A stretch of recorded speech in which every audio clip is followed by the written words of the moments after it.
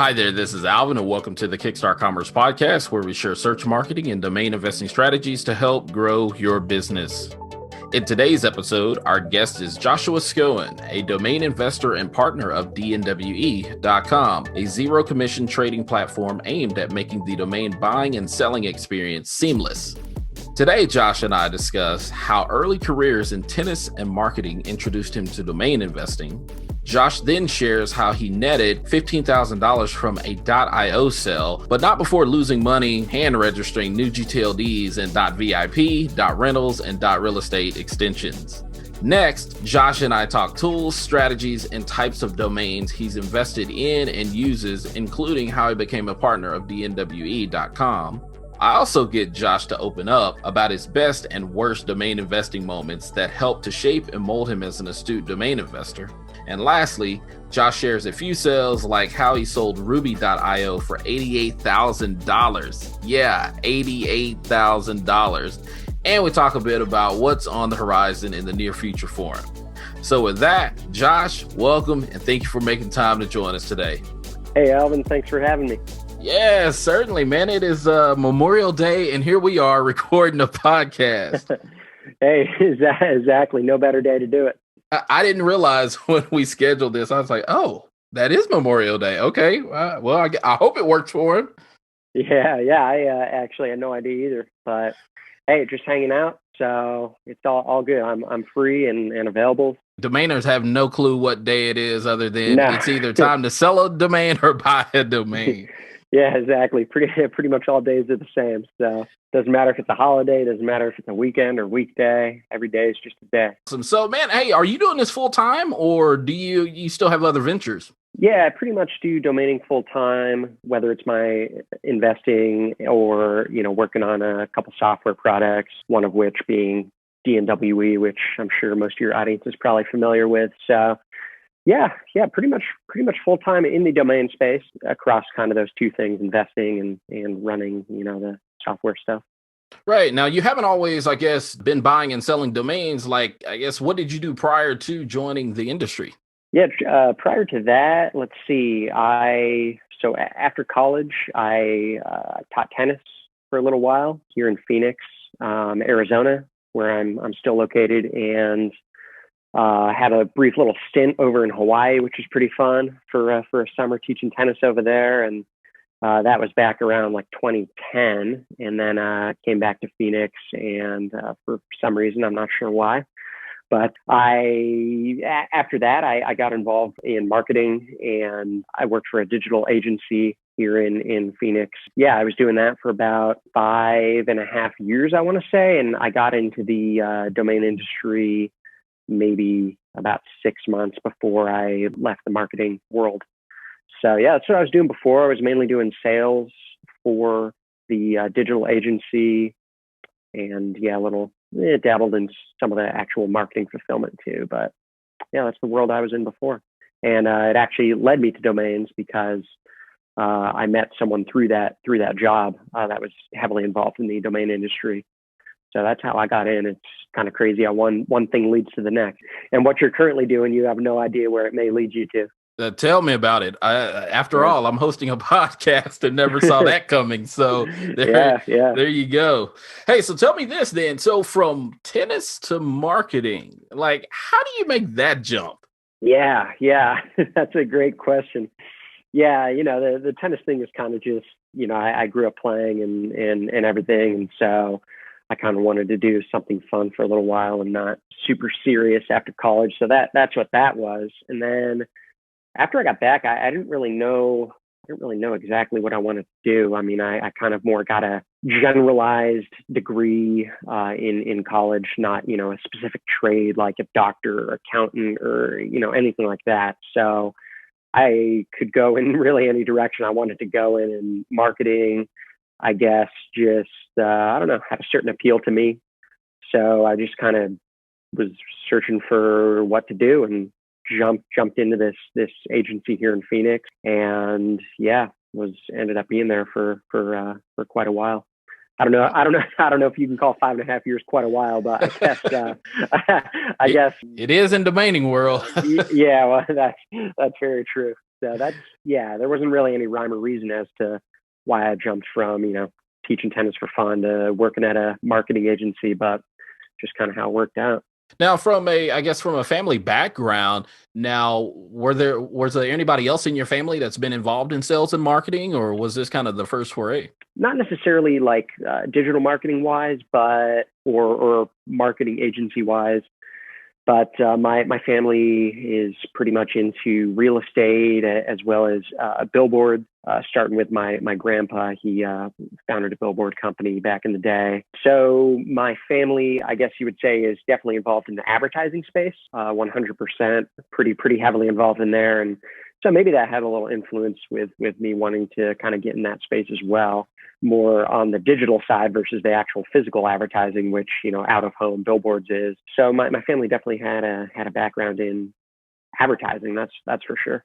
Awesome, man. So you probably picked up some things just unknowingly, just having been around, your grandfather as well as your parents and so forth, just the family business. Yeah, probably growing up, just hearing stories. And my dad, he worked for my grandpa's company for quite a while doing sales. So he dabbled in that. And yeah, I definitely had some exposure to that growing up. So yeah, maybe that had a little bit of influence and maybe helped a little bit. I'm not sure how much, but yeah. So then fast forward to, I guess, having that aha moment in terms of, domains. Like, what was that first moment that you noticed, or when did you notice, like, hey, wait a minute, I think I might actually be able to make a living at buying and selling domains? Or did you even realize, I mean, well, I guess first and foremost, did you even realize an industry existed? And then obviously answering that other question of just when was that aha moment for you? Yeah, no, I definitely had no idea that a domain industry existed prior to getting involved. And it's weird because I think probably before anyone ever gets into domains, they don't really have any idea what the domain industry is. They probably haven't really heard of it. They don't know that all this buying and selling happens all the time. And, I always go back to when I was working at the marketing agency, it was all digital, right? So dealing with websites and all that fun stuff. So, you're around, what does every website need? It needs a domain name. But I think unless you're really in the domain world, you don't really give those domain names a second thought. I had so many clients across various different verticals, and we built websites for them and did their marketing, and I never once really gave a second thought to what their domain name was and whether it was good or bad, or whether it was long and short, or whether it was long or short, or whether it was a .com or something else. I just never really even it never even crossed my mind. So that's one thing that I actually always try to remember when I'm talking to people that aren't in the domain industry is they're probably like I used to be. They probably have, they probably never think about domain names ever. So yeah, my perspective definitely changed once I got in, because now you're noticing every little thing. You're like, oh, this domain is one character too long from being great, or oh, they're using a .net instead of a .com. Yeah, those things just didn't happen before I got in. And really I guess the aha moment, it's, I guess, maybe tough to put my finger on it, but so I met someone that's local here in Phoenix in the industry. I think after meeting them, I took a dive into domains, started looking up what these things sell for. And there was definitely a little bit of an aha moment there, being like, wow, this is this is crazy. But obviously when you're first starting out, you're not making that much, because you're doing a lot of learning, you're wasting a lot of money. So really that aha moment, I think maybe a better way to phrase it would be kind of some validation that I could make money was when I had my first pretty solid .io sale, which was the sale of give.io back in 2017, maybe. I sold that one. And that one, it's public. I sold it for $15,800. And that was a $15,000 profit in, I think, 3 months. So up until that point, I just had some smaller sales. So once you get that that first pretty good one, you're like, wow, okay, maybe, one, there is money to be made here, and two, maybe I can actually do it. So kind of validated both of those things and gives you the confidence to keep going. I'm still back at 15,000 in 3 months. Yeah, that was That's where I'm at. I'm like, yeah. wait, hold on, wait, 15,000 in Yeah. 3 months was that a hand range? That was no. So I bought the domain name from some guy for $800, and that was actually back then kind of maybe a little bit on the higher side for buying a good .io domain, or maybe kind of on the upper edge of what was reasonable to spend on the .io. And now that's totally changed. It's like changed tenfold.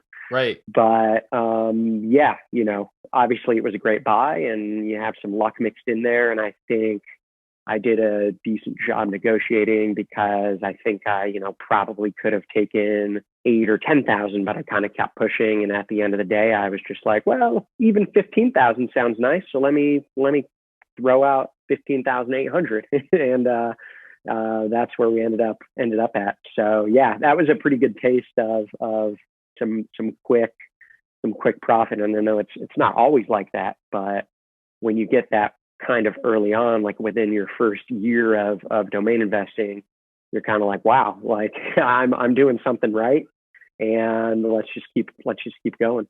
Then I guess now, did you start out buying auctions or hand reg, or was it a mixture of both? It was definitely a mixture of really crappy hand registration and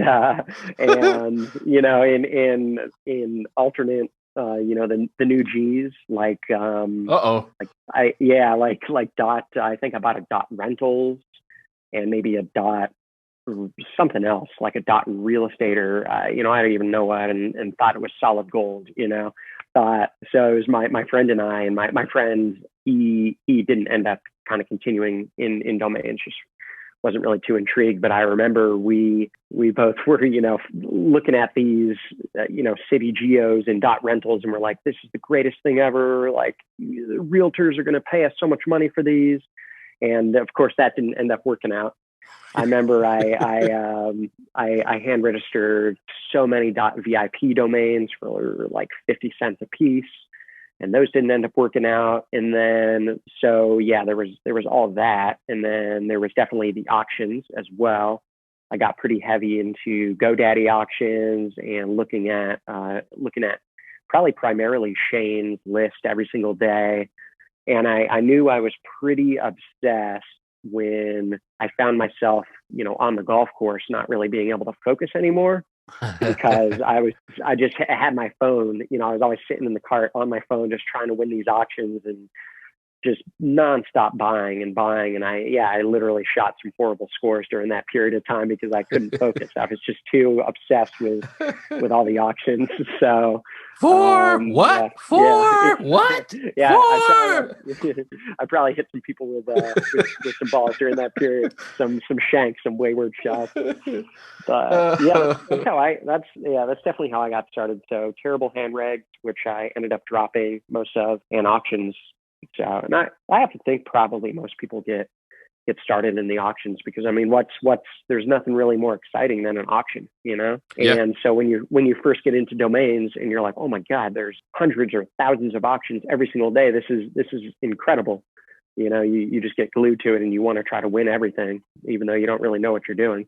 Right. Now let me ask you this. So then, in terms of registering new Gs, now you mentioned you registered in .real estate, .vip, and likely some others.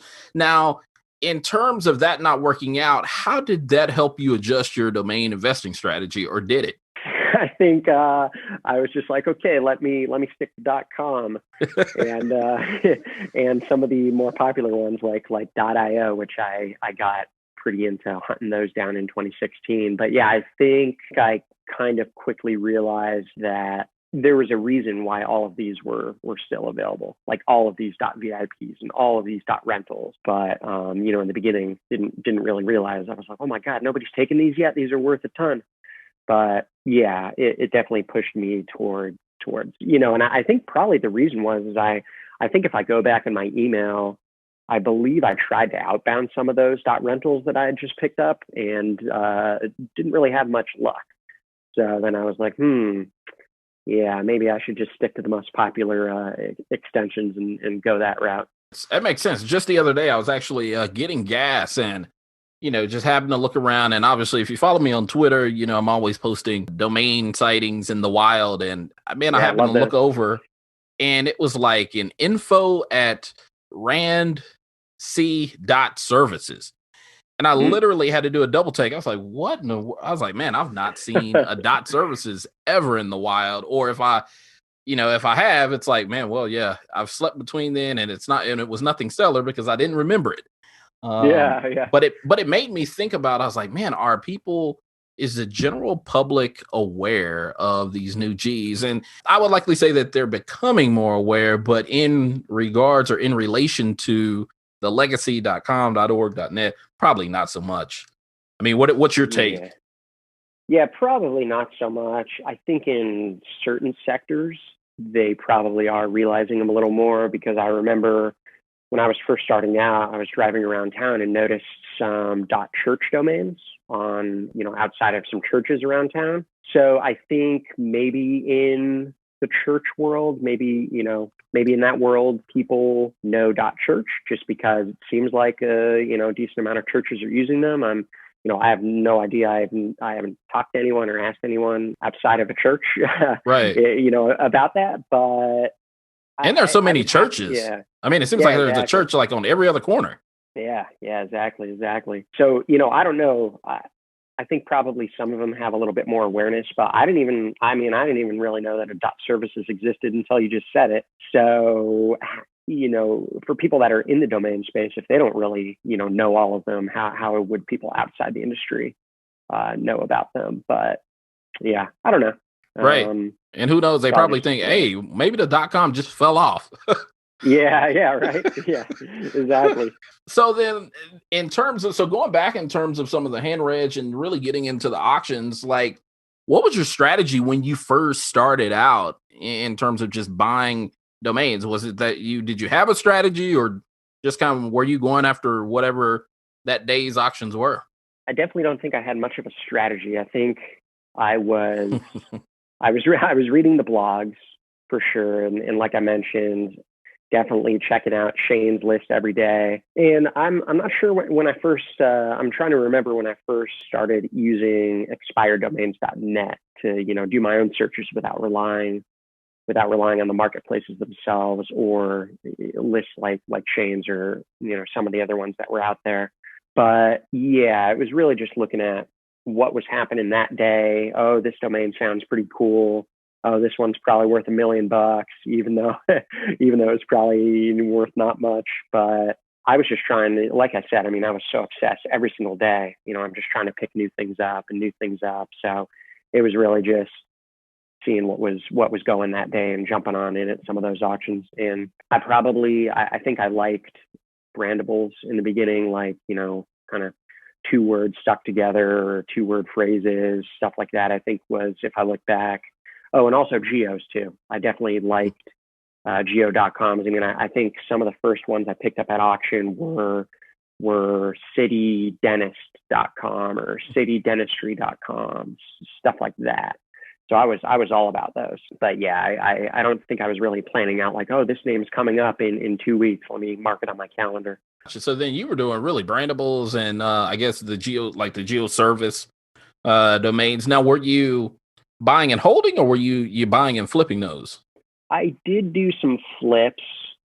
I did do some flips in the beginning. I think I was mainly probably holding most everything, and I got started with an FD marketplace. I thought that was super cool. So shout out to FD. I just took so much joy in adding each of those to my marketplace every day, and making logos. I remember I spent so much time making logos for the marketplace and making it look all pretty. So, but no, I did do some quick flips. I remember, I think probably my first ever domain sale was a flip. It was, I think I probably bought it on Flippa. It was road-maps.com. And I just thought that one was amazing. And I think I bought it for $20, and then I think I flipped it for $20. So I didn't make anything. I didn't make anything, but yeah, I realized that this domain I bought isn't really that good, but it probably actually helped me understand the sales process a little bit, and the transfer process too, which are two pretty important things to get some experience in when you're just starting out. So, even if in the beginning, as a newer investor, and I know maybe we'll touch on this later, but if you can just make some sales just to break even, or just make a few bucks, even if it's $1 or $2 or $5, just to get experience with how to do transfers, how to communicate with sellers, stuff like that, I think that's invaluable. Yeah, hitting the singles while envisioning the home run learning. and grand slam. Yeah. It's like work with the singles. I mean, and you hit that perfect point that for those that are getting started, it definitely you've got to hit the singles. And those are things that you likely don't hear about. Obviously, if you're following us on Twitter, you're seeing things like, oh, this domain sold for $3,500. This domain sold for $4,500. Yeah, but there are a lot of domains that go for, 150, 50, 75, 200, and you'll never hear about those domain sales. Yeah, and people are doing those like a dime a dozen, but they just don't report them. One, because they just, in comparison to that $4,500 sale, you're kind of like, okay, yeah, big deal. You sold some for 45 to $50.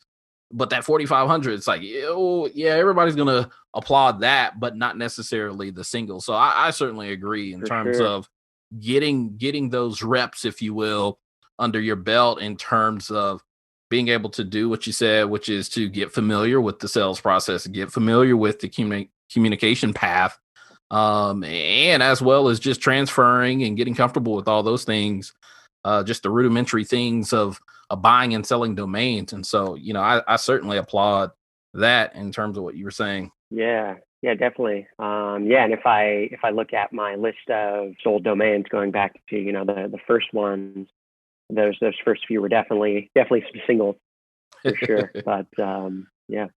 So tell me this. So, I mean, obviously you had those singles early on. Like, how did you make the jump? Because not a lot of people realize, like, you jumped from what seemed like GeoService brandables to all of a sudden you're like buying single.com names. Like, what was that process like? And when did that happen?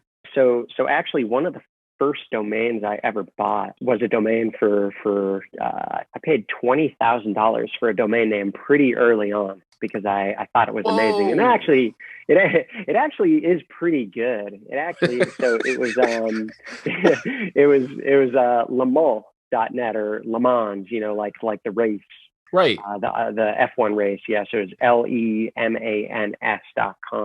So I did take that. I actually, probably before I started buying a lot of the smaller stuff, I saw that one in an auction on Flippa.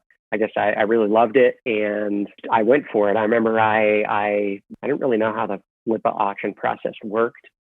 And so I remember staying up all night, and I was going to play golf the next morning, really early, at a course pretty far away. But I didn't know how the Flippa auction process worked. And I didn't know that those auctions would get extended, if someone bid at the last minute, that you would get alerted. And so I was just like glued to my computer all night. Then after I found out, I was like, man, I could have slept and like got alerted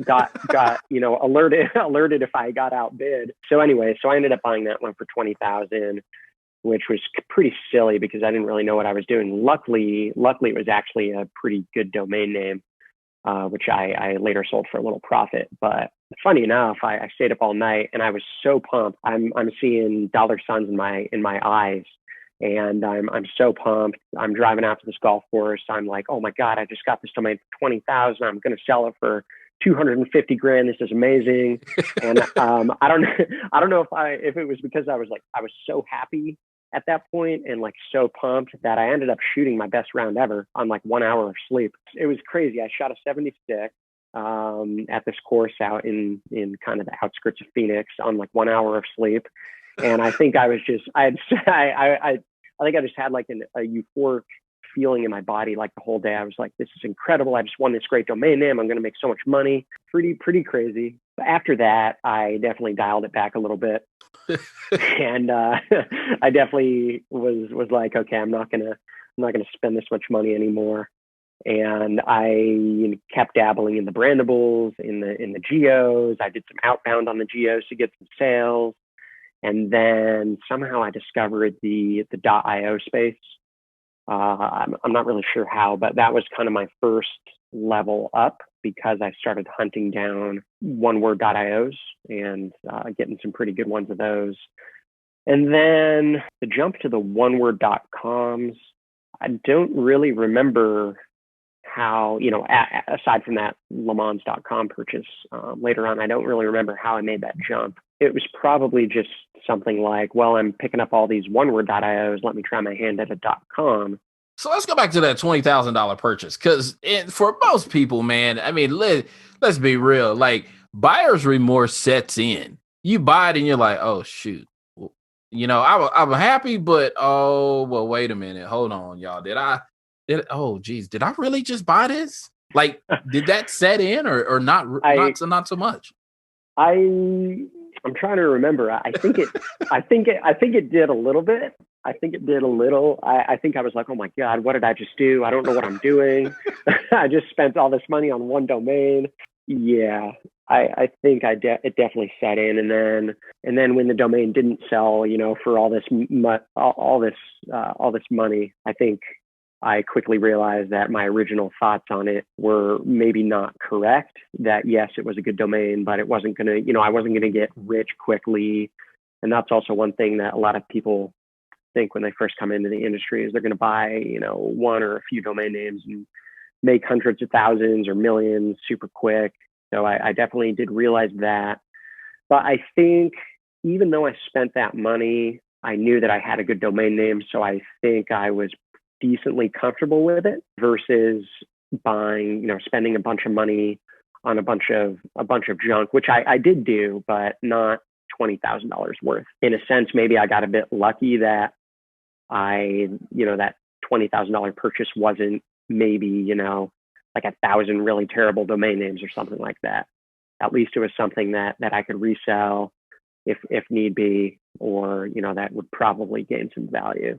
Yeah, I tell most people, hey, listen, before you go out and spend $20,000 on domain names, just go buy a mid-size sedan, go park it in a parking garage or some type of storage, wait 10 years, and let's take our chances on that versus the other way around. Exactly. Because you really, when you start out, I think a lot of it is, and you said it, it's like this euphoric feeling of, I've got something, I think I'm ahead of the curve. And for what it's worth, domain name investors, at least everyone that I've run into or met, to a certain degree, there is a bit of visionary there. So you often see something either long before the time it comes to be, or just right as it comes to be. And so that can be a little dangerous, especially when you're always living in that place of the future. And depending on how far, because sometimes it could be, oh, well, this thing is going to hit, but it may take us 15 years to get there versus, oh, it's going to hit and it's going to hit in the next 6 months. And so it can just be so dangerous. And so I think like you said, once after that first one, and then you realized, oh, shoot, yeah, it's going to take me a while to sell. Yes, it did sell, but look at the holding, not only the purchased price and cost, but just how long did it, take you to hold it in terms of time before you were able to, get your money back out of that. And that's something that, you have to take account for each and every domain. Yeah, for sure. I definitely wouldn't advise people, unless you just have a ton of cash sitting there. I definitely probably would advise people to learn and study before just jumping in there. And there's so many great resources now to be able to learn before you actually act and buy. That is for sure. Now, kind of switching things up here. So you also have a partner by the name of Josh. Obviously, we know you all as Josh and Josh. And so how did y'all meet? And then what made y'all go, you know what, let's go in partnership and do DNWE? So I don't know exactly how we started chatting. I wish I could remember, but I don't know if it was in a chat group or something, one of those Skype groups. I'm trying to remember exactly how we first started chatting, but yeah, I don't know, we just started talking a bunch about domains and became friendly and everything. And then I remember I want to say it was NamesCon in January. I think it was the last one that was in Vegas, whatever year that was, maybe 2019. 2019 it was. It's Yeah, 2020 it came yeah, to Austin, and then it was never that's right. to be again. Yeah, yeah, yeah. Hopefully one day. I enjoyed it in Austin. It was cool. But yeah, so after we'd been chatting for a while online, as you do with people in the domain industry, you become friends online pretty much until you eventually meet in person. And then yeah, I remember we met up at might have been the ICA dinner actually at the NamesCon in Vegas. And yeah, then we just stayed friendly and stayed in touch. And then yeah, we did some domain deals together, some buys, some flips, stuff like Oh, that. nice. And yeah, and then Josh was, he started up the NWE, and then he basically wanted me to come on board, and I thought it was a really cool idea, and I wanted to be a part of it.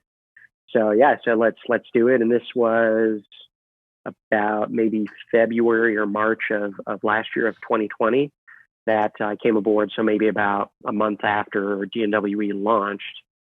And yeah, so that's how it came to be. We figured we would probably work pretty well together. Yeah, bring some good synergy. And so then prior to DNWE, then so you guys actually partnered, I guess, to buy and sell a couple domain names. Yeah, yeah, I believe we did before we actually did the DNWE stuff.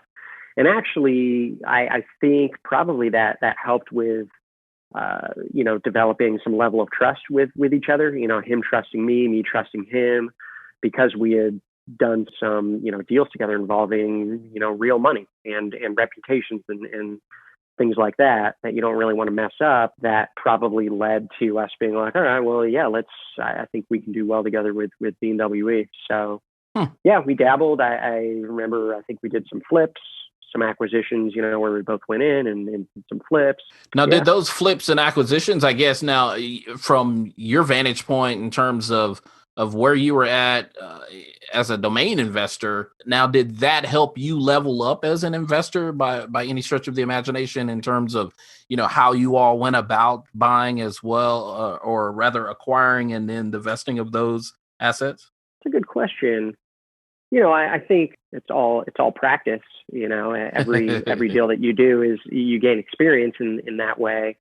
And obviously the money that you make from flips definitely helps with having more money available to spend on future domains to level up in that sense. So yeah, I would say so. All of them probably definitely helped. And then when you see success in being able to acquire certain types of domains like I was or we were able to do, yeah, it gives you confidence that you can keep the train rolling and do it again, have some repeat success.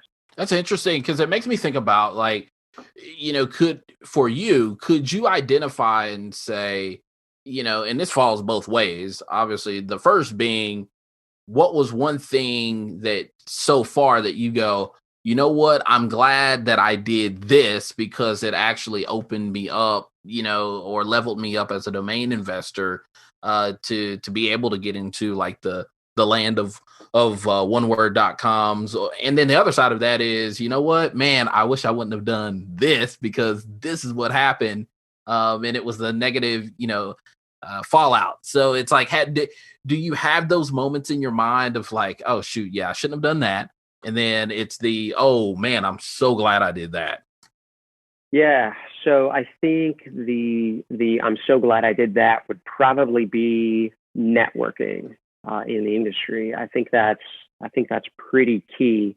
And for me, I got into the industry in April of 2016, and then I flew to Vegas, not really knowing anyone. Maybe having chatted with a few people in the industry during that, from April until the next NamesCon, which was January of 2017. I just decided, I got to be at this event. I have to network. I have to meet people. Even though I, don't really know anyone, I'm going solo, and which is a little bit out of my comfort zone. So, and that ended up to be a really great experience and something I was super happy I did, because in the domain industry, yes, there's a lot of sharing of knowledge. There's a lot of, there's all the blogs, there's public sales data, things like that. But the things that you can learn in private conversations with others in the industry, with other successful domain investors, is really invaluable, because oftentimes you're going to hear about, stories of how deals came to be, or negotiation tactics that were used that just isn't really public knowledge. Or you might hear about a sale price that wasn't made public, that maybe, gives you a better idea of where the market's at for certain types of domain names. So yeah, the networking, getting to know people, having those conversations is something that I'm super, super glad that I did. And I would encourage anyone, once conferences go back in person, even if you're just getting started, even if you don't know that much yet, and even if you're more of a shy person, just get out of your comfort zone. Just go to these conferences. Everyone's super friendly in this industry. Go chat. Everyone's willing to help. And just don't be afraid. Don't be too shy. As far as something I'm glad I didn't do, that's a good question. Obviously we chatted about hand registering all of the new Gs and stuff like that, and wasting some money there. But then again, I think everything that you fail at helps you move forward in the right direction. So it's tough to say that I really regret the failures. Yes, there was money wasted and time as well. But again, it just helps you move in the right direction and gain experience, even if stuff doesn't work out. So I don't know. I can't. I'm trying to think if there's really anything else that I really regret or wish I didn't do. I don't know. Well, the good news is you don't really have to even think about it, or there's not anything that's just there. So I'm like, okay, well that's awesome, because it's always the it's like, yeah, it was that one time that I spent millions. I believe it was Deepak. He was telling me how he lost millions behind like .mobi, and I was like, man, brother. I'm like, yeah, I don't know that I don't want to learn that lesson. Oh man, yeah. that would be tough. That would be tough. One, because unless you have a ton more money to then still spend on domains to improve, you might be your bankroll might be done. So, exactly. And that could hurt. That could hurt a lot. So yeah, luckily I didn't lose or waste anything nearly to that level. Right. And fortunately for him, he got it back. But it's just, I'm like, man, it's the idea behind, I lost that, and then I had to work to get it back. To get it back, just to be at square one, right. Just to be back. Right. Yeah, that's tough. So then tell me this, in terms of, one of the things that I've noticed just about you, just over the years, just kind of watching, seeing you, kind of up close and personal, if you will, like your ability to say no. When approached about a given domain of yours that you own, when someone wants to purchase it, like, tell me where do you get that place to be, just remain calm, even though there's money on the table, of just being able to say, you know what? Nope, I'm good. Nope, I'm good. Like, where does that come from? That's a good question, but I definitely think it's probably key to getting bigger sale prices. There's probably no disputing that. I think one, you probably have to be in a decent financial place. You have to be, you have to know that if you say no, you're not going to be living out on the street. You're still going to have food on the table. So that's one. And two, you probably have to actually, love your domain names quite a bit and to not really want to let them go. And you also probably have to be a little bit crazy. And I but you definitely you have to believe in the value of the things that you own, of the domain names that you own. You have to have conviction that if you do say no and the current buyer walks, that a higher bidder will come along in the future. And then, yeah, you also you have to be willing to take the risk to say no to a smaller amount today, which might still be a really solid amount of money, to get the bigger pot later down the road. And yeah, I think that has definitely helped me with some of my sales to be able to do that, and sometimes it works out. I'll give you an example. One of my recent sales, which was made public, was the sale of Ruby.io, which I sold for $88,000. Hey, Just congrats. yeah, thank you. So I sold that one just about a month or two ago. I bought that domain name for, I think, $1,500 back in, I think maybe 4.5 years ago. I think it was late 2016. I remember after I bought the domain name, I think I had seen Michael Seiger sell a different coding language, .io. And granted, Ruby is more than a coding language. It's, obviously Gemstone. But I remember seeing him sell one for like 6,000 or something on Flippa, and I was like, oh yeah, I just bought this for 1,500. I'm gonna go list it on Flippa and try to sell it for like a similar amount. And I remember the high bid that I got throughout the whole auction was like $800, which I think was what I paid. Or no, never mind. It was less than what I paid for the domain name. Kind of get back to it. I remember turning down, probably in 2017 during the big crypto frenzy. There was a crypto company that came along and they were willing to pay me $10,000 for Ruby.io. And I had paid $1,500, so that would have been a $8,500 gain in, probably about a year's time, maybe even a bit less, which is pretty darn good. I ended up saying no, because I thought this .io was so amazing. I wanted to be, more in the $20,000 to $25,000 range back then, but this current buyer they wouldn't do it. So I decided to say no. And then I remember maybe a few months later, I was chatting with another .io investor, and I was like, man, I kind of regret turning down this $10,000 offer. I think I probably should have. That would have been a really good sale, because, a 5-figure .io sale, it's great. And I paid $1,500 for it. So, then a few years later, now we're in 2021, and $10,000 is like the wholesale cost for that domain name. It would probably actually sell for more than that at auction. So I ultimately ended up being happy that I turned down $10,000, obviously, because I ended up getting a much bigger sale. But I think deep down, I just knew that this domain name was better than the $10,000 sale. And so you have to have a certain belief, even if it's, I don't know, maybe a little unrealistic at the time, in order to say no. And you have to be willing to forego pretty good profits right now in order to possibly get more later on. It's not necessarily the only strategy that works. I mean, I could have sold that domain name for $10,000 and taken that $10,000 and bought some more. And ultimately, maybe I would have ended up in a better place than $88,000 for that domain name. But, that takes a lot of work.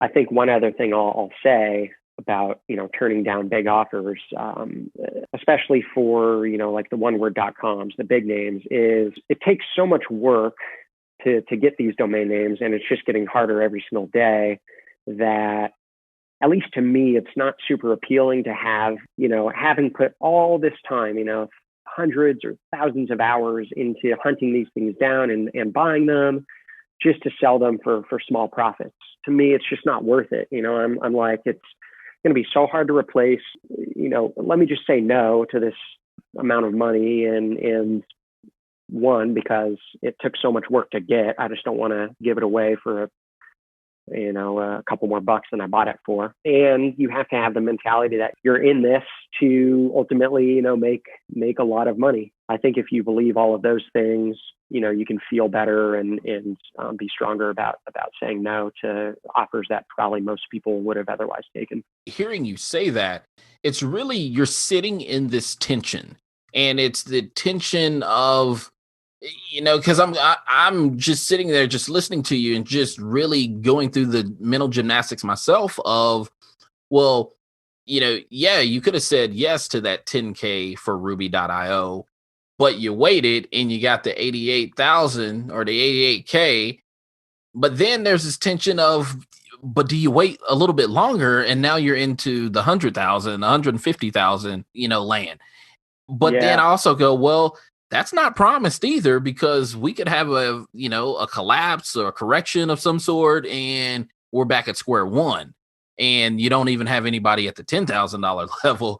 Everything just kind of shifts backwards. But it's kind of like, man, how do you live in that tension of knowing? I don't know. I don't know about you, but I equated a little bit to, it seems like playing a little bit of Russian roulette, or even blackjack, or even poker, to a certain bit, because you're like, hey, if I let this go, granted, somebody else could turn it around and it's 160,000, but if I let it go today and it's 88, you could also look up and go, oh man, there it is expiring again, or there it is for sale, because somebody's just like, listen, I'm just trying to get out of this thing and just at least get a little money versus nothing at all.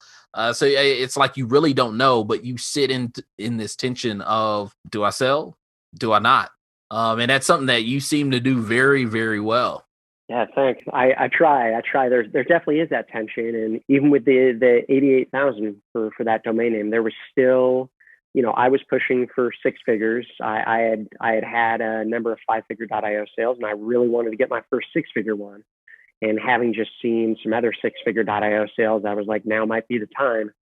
And it wasn't to be. But then you think, well, what else can I do with this 88,000, or whatever's left after Uncle Sam takes a big chunk of it? So there does become a point with every single domain name where it just does make more sense to say yes. But in order to get to that point, you typically have to say no to some other decent offers. But no, there's always tension, so it's always a little nerve wracking, and you just hope that you end up making more good decisions than bad ones. I think I was telling someone recently that I've made some mistakes in domaining, but I think I've made probably more good ones than bad ones. So I can't really sit here and complain or look back at those mistakes. So as long as you're doing more good than mistakes, I think you're doing well. Now, let me ask you this. Now, what does your wife think of all of this? Like, what does she make of it? She, yeah, I don't know whether she loves domains or hates domains, but yeah, she thinks they're good. I mean, obviously, since I've been able to sell some for some decent amounts of money, I think she likes them because of that. And keep it going. Keep it going until you mess up. You mess up, we got to have a different conversation. Yeah, exactly. Luckily, she's been pretty supportive with me saying no to some pretty good offers. I think there's probably a lot of wives or spouses out there that would be like, if you say no to this offer, it's so much money. If you say no, I'm gonna leave you right now. Like, don't be an idiot. You know what I mean? Right. But yeah, luckily she's been like, hey, whatever you want to do, whatever you want to do is cool. If you want to say no, it's fine. Whatever. That's awesome. Cool. Like, yeah. And is she been a great sounding board for you in terms of, talking some of these through, whether it be acquisitions or divestitures, or even, just even in terms of partnering and just really growing your business, your brand? Yeah, she's definitely been a great sounding board. I think it's good to have someone like that you can bounce domain ideas off of. And, I probably like 10 times a day, I'm like, hey, what do you think of this domain? I always give her these hypotheticals. I'm like, if you could have this domain or this domain, which would you pick? So it's actually kind of good to have someone that's not directly involved in the domain industry, but has a bit of knowledge just from, hearing about it all the time, to be able to tell you whether a domain is good or bad. Honestly, if she says a domain is not if she's like, that one sucks, that one's horrible, I actually, I'm like, why is she thinking that? Maybe Right. she's right. So no, it's good. She's definitely helped with, negotiation, with being like, okay, no, that reply sounds good, or let's tweak that a little bit, stuff like that.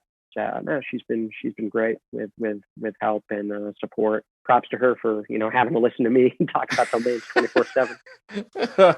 Her, Yeah, your wife and my wife would probably get along and be like, "Oh my yeah, gosh, thank you. There's somebody else out here that lives this pain of yeah, .com and .this and .that." And it's like, okay, all yeah. right. I think there needs to be a get together of like all the domainers' wives, so they can just talk about all like their experiences and trauma of having to listen to domains all day and everything like that. I'm sure they'd have plenty to talk about. It's like a spouse support system, Yeah, spousal exactly. support for domains. It's like Yeah, everybody, come one, come all, except the domainers. Oh my absolutely, goodness. That is definitely. that is awesome. Hey, so then looking forward, then like where do you see yourself going? I mean, like do you just kind of see yourself forever investing in domains, or like obviously you probably didn't see yourself getting involved in DNWE, which is like literally just growing leaps and bounds, it seems like. And so like what's next for Josh, like in terms of the domain industry? Where do you see yourself going? Yeah, I definitely probably see myself buying and selling domains, investing in them for the foreseeable future. Just because despite the aside from the money, it's just fun. It's a hobby, and it's a fun hobby as hobbies should be. So to imagine, even if let's say I made, let's say I sold a domain tomorrow for like $10 million or something. Do I see myself just saying, all right, well, don't really need to do this anymore, I got my money? No, because it's an addiction. It's fun, it's a hobby. So I definitely see myself continuing buying and selling. And yeah, I like the software stuff. I like making products for the domain industry, and I wouldn't be I wouldn't be opposed to doing maybe some software, maybe some SaaS businesses, or trying to grow something that's not directly domain related as well, because that's pretty fun as well, Hmm. especially if you have a good partner that you work well with. And yeah, so I see myself continuing with DMWE. Right now we're just, our mentality is let's just keep building this thing. Regardless if our growth is slow or whether it's fast, let's just keep building it for foreseeable future and just keep giving people more value.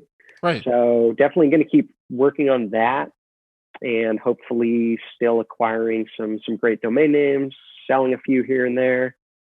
Even though it's always sad to see your babies go, but you got to let them fly. You got to let them fly Definitely. sometimes. So I'll probably just keep doing what I'm doing right now. We do, Josh and I's company, J2X Ventures. That's the legal entity behind D&W. We have a second software tool product coming out pretty soon, which is going to be more on the domain management side of Uh-oh. things, Drum to roll. help with to help Drum with that. roll. So, yeah, so definitely going to be working on that. So I'll have a second product to be working on, and hopefully that will further enhance domain investors' experience in this industry. We'll see. Right. So yeah, that's about it. That's about it. So then let me ask you this. So like y'all recently, well, I say recently changed. I mean, it's been what, a couple months now that you all have gone to like, I guess, a subscription model with DMWE, correct? Yeah. We switched over. It was January 10th of this year was the official launch date of switching from full commission, or yeah, we were all commission, to a subscription model. Yep, January 10th. So been almost 5 months, I think. And how has that served you all? I mean, have you, obviously I know you've seen some sort of either uptick, downtick, or some unexpected things that have happened, whether good, bad, or the ugly. Like what's kind of been the fallout so far that you've seen? I think it's been overly positive, an overly positive change. We did get some pushback because now we require all users, whether buyers or sellers, to pay a small subscription fee. But we honestly probably initially started making, we were making less money than we were before as a company. And actually we probably still are right now, but we have a way, more consistent revenue stream coming in that is nice, because when you're 100% commission, when all the money you make is on commissions, you don't know whether you're going to have what you're going to be making each month, because it depends on the sales that you get. Yeah, it's a crapshoot. So some months we would be making X, and some months we would be making 5 times that. So you would just never know. So as a company that was trying to scale and always have money to pay for development to keep building out the features that we wanted to build out, that's a little tough. That's a little tough, not knowing if the money you're bringing in is going to cover dev costs. So, that wasn't really our main motivation. That was maybe one piece of it. Is yes, we didn't want to always have to wonder what we were going to be bringing in as a company, but we wanted to be able to allow sellers to not have to pay any commission. That was our big thing, because one, we're a liquidation platform, right? We're a wholesale platform. The last thing you want to do when you're thinking about liquidating a domain is have to increase the price of it to account for the commission that's going to be taken out. Or, you don't want to have to make those calculations. You just want to sell the name and get exactly what you sold it for. So switching to a subscription model allowed us to be able to not charge a commission anymore, which I think is a first in the industry, a platform that doesn't charge any commission to the sellers. So a lot of people did think that was awesome, which we were really happy about, to be able to provide that. So no, it's been good. It's been good overall, and I don't have any regret that we actually made that switch. Right. I was about to say, and it seems like, at least from everything that I've seen or read, either on Twitter or heard in passing, that all the way around, everybody seems to have positive feedback for it. Obviously, change is always going to be difficult for some, but in most cases, for most of everyone that has, stuck around in terms of remaining as a customer and signing up for their subscription model account, to me, it seems as if you've helped folks actually gain consistency themselves in knowing, because it's kind of like, okay, well, if you're going to pay a commission, you're still doing funny math, if you will, because, if okay, yeah, I'm going to do 20%. Well, I'm going to up it 30% so that I can actually get really what I want to get out of it, or hope to get what I want to get out of it. Versus now, I mean, that's not necessarily the case. It's just like, hey, put it at a price that'll sell. Yes, you have this monthly subscription fee, but that's something that's not always, swaying on you on each transaction, whether it's good or bad. And so in this case, I think it's worked out to be a positive for both. And obviously your customer base is growing, so I assume that it's growing. It is, yeah, it is, which is great. But no, you're definitely correct. I think it's nice to just pay a small monthly fee, and I mean it's small. It's like the cost of a Netflix subscription. Is the price you have to pay to be able to sell unlimited amounts of domains commission free. So I think that for most sellers is probably, they're paying a subscription fee now, but they are probably saving so much money not having to pay commission. And in turn, one nice change is the sellers, they don't have to list the domain name for as much money anymore, right? Because let's say you bought a domain name, just for a little example, let's say you bought a domain name for $1,000, right?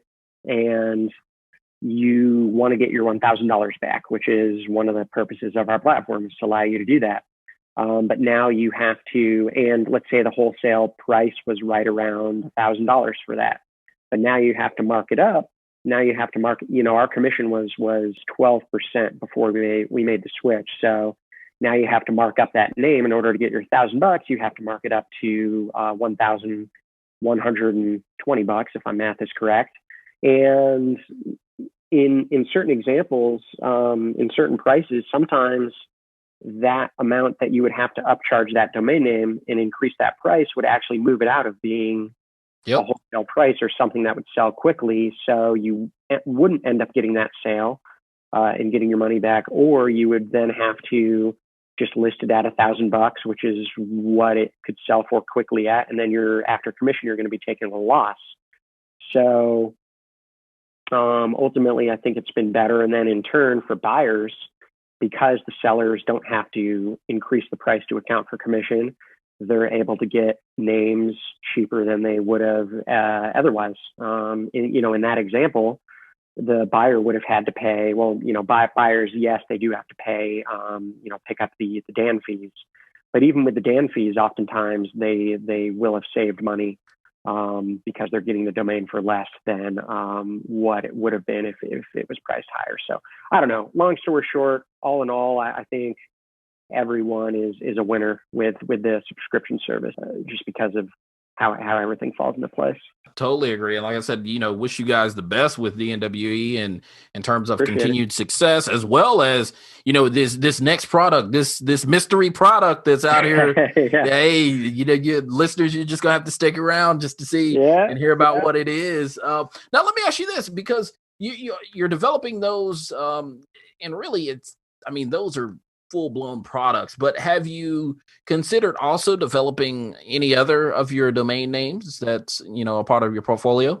I've considered developing some of my geo domains, some of my like real estate domains, but I don't know. It's probably just a combo of laziness or not really. Not really. Tell the truth. Tell the truth. I think it's probably laziness and also not really. I don't know, part of me just wants to spend that money that I would have spent on developing, let's say like a little lead gen site on more domain names. Right. And I know that's a real consideration. Yeah, for sure. And I think developing a software product like DNWE is entirely different. It's a different ballgame than, just using one of your domains to maybe make a lead gen site or do something, because then with that, then you have to spend money on SEO or content marketing or paid search to get the traffic to make some of those developed projects succeed. I would have no problem probably using one of my own really good domain names if I had a great idea for maybe another SaaS business or something like that. But as far as developing for just little projects, I haven't really wanted to do it, or I haven't really gotten around to doing it, rather. Right. Well, selling Ruby.io for 88,000, you don't have to. Right. You don't have to. There is that. Yeah. So how many domains do you have in your portfolio? It's pretty small. To be honest. I think I'm actually just about at like 290 domains. So get out of here. Small. Yeah, super small. I was at more domain names than, when I say more, I don't mean that much more. I think maybe my peak was around maybe 100 more, but gotcha. A lot of those were, promo registrations of .co domains or .io domains, just kind of the crappier ones. And I don't know, I just find myself kind of thriving more in the premium domain names, like the less quality, less quantity, higher quality. I was like, wait a minute, hold on. Yeah. So I don't know. I have never really had much of a desire to build a big portfolio and have to manage it and have to pay all those renewals. Right. And I don't know, it just kind of gives me anxiety a little bit. So I haven't really done that. I've mainly just, ever since I've kind of evolved to the higher quality .io, .co and .com domain names, I've kind of just stuck with that. And so, yeah, my portfolio is pretty tiny compared to most investors, I would say. Right. And so how do you, what is your strategy in terms of renewals? Are you just on an annual basis, or, what type of mental gymnastics do you put yourself through to, say, hey, this is something that's worth renewing again, or this is something that, I'm just going to let go? So I definitely do, in that, 290 domains, I do have that segment of domains in there that are those ones that that are more, would just be classified as inventory, I guess you would say, that you would look to kind of just rinse and repeat and sell for, 1,000, 2,000 domains or $2,000. So on those ones, I think if I'm thinking about renewing them, I look at kind of the data. I look at, have I gotten some inquiries on this one over the past year? If so, how serious were they? I then check to see how many end users this domain name possibly is an upgrade for, or how likely it is that another new company is going to be created that is going to use this brand name, and how many extensions the domain name is taken in, and also just go on gut feel of if I think this domain name has a realistic shot to sell in the next few years. But I've definitely dropped a lot of the smaller domain names, like the ones I bought for $1 or $2 in promos, just because one, it's just, for me, I don't know. It's just, it's not really my game, and I sometimes I try to play a game that I'm not super great at, which other people are amazing at. And I find myself just thinking, let me just not have to manage those, and let me just stick to what I'm good at, which is more getting, the higher quality domains and less quantities of them. But yeah, I think there's only a certain amount of time in each day, and you can't do everything. And so playing to your strengths, I think, is something that you gotta take into account and focus on. So that makes perfect sense. I mean, you got to do what's best for you from a personal standpoint and professional standpoint. Well, wrap it up, man. Is there anything else that you'd like to share with listeners, or if listeners were listening to this and they're like, man, I want to get in contact with Josh, like, how might they do so? Yeah. If anyone wants to reach out or chat domain names, or has any questions, need any help, I'm always willing to help out anyone in the community. So I'm on Twitter quite a bit. You can find me on Twitter. My handle, it's not super easy, but it's JSTENN13. That's my handle, or you can email me at josh@ultradomains.com. That's probably my best email. Yeah, that's probably my best email. That's a domain name that I think I bought for $2,000 back in the day when I wanted a domain name for my FD marketplace back in, I think, 2016. And so I was like, I saw that one at auction and I scooped it up, and that's what I used. And now I just kind of more use it for, if I do the occasional brokerage or stuff like that, I'll kind of just do it under the Ultra Domains brand. So yeah, josh@ultradomains.com. You can email me there, or Twitter, or if you have any questions about DNWE, feel free to ask at either of those venues, or you can email support@DNWE to learn more about that. As far as DNWE goes, we're constantly making some changes. We just launched Dutch auctions recently, which for anyone that doesn't know what a Dutch auction is, it's a reverse auction where the seller starts the domain name at call it $600, and each day the domain name goes down in price at a set increment until the domain name either reaches the bottom level, which on our platform is $99 at the end, and ours run for 10 days. But yeah, we just launched those. So if you want to try those out, we've had a bunch of domains sell at Dutch auction so far, and we're making some cool updates to those pretty soon to make that experience a little bit better. So what I would recommend for newer investors is DN Academy. Shout out to Mike Seiger for that. And if you join DNWE, you can get some money off of your DN Academy subscription. So if anyone everybody wants to take loves a discount. Yeah, exactly. So if anyone wants to take advantage of that, feel free. It's just a little value add that we put in there. So keep eyes out for some more updates on DNWE, and we're just going to keep pushing hard to make it even better for domainers. And so with that, we're out of time. But Josh, thank you again for joining us today and sharing your entrepreneurial experience, man. Yeah, thanks so much, Alvin. It was a blast. Yeah, pleasure doing the podcast. Thanks for having me on, and look forward to to chatting with you more and seeing you again at Future NamesCon when we can go back in person. Yeah, we've got to do dinner, man. We got to do dinner for sure. So let's do it up. Yeah, certainly. So thank you, listeners, for tuning in to Kickstart Commerce, where we share search marketing and domain name strategies to help grow your business. Please subscribe to this podcast via iTunes, Google Play, Stitcher, Spotify, or Podbean. And last but not least, please visit kickstartcommerce.com to subscribe to the newsletter sharing tips and tricks about the disciplines of digital strategy. Thanks, and that's all for now.